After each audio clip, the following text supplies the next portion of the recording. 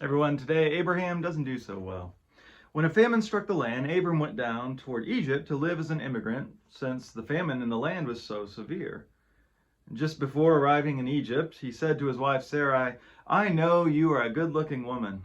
When the Egyptians see you, they'll say, 'This is his wife,' and they'll kill me and let you live. So tell them you're my sister, so that they'll treat me well for your sake, and I will survive because of you."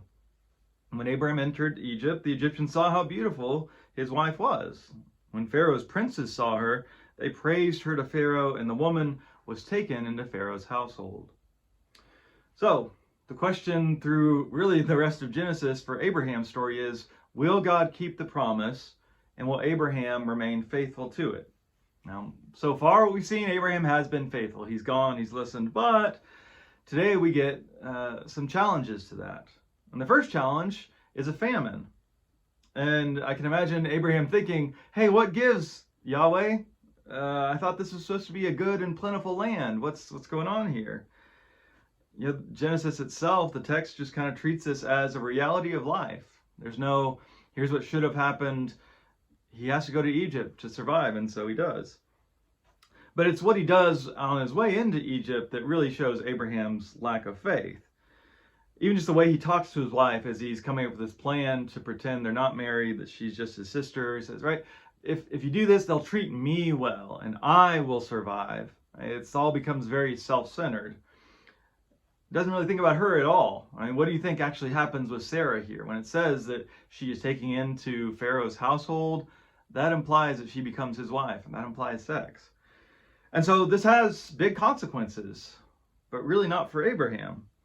Now, a little bit of what's going on here is it's foreshadowing the Exodus, right? You have people of Israel coming to Egypt as immigrants, and then God punishes the Pharaoh for what he does against them. But here it seems kind of unfair. Pharaoh didn't know what was going on. Abraham lied to him, and Abraham's the one who gets away with no consequences, and Pharaoh and all his people suffer.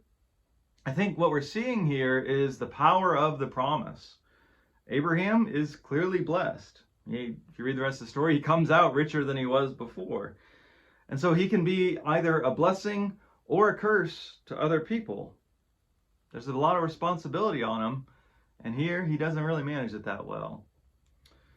The other thing that we see, that we're going to see a lot in Genesis, is that God is faithful even when Abraham or whoever he calls is not. This is good news for us. You don't have to be 100% faithful all the time for God to still be faithful to you.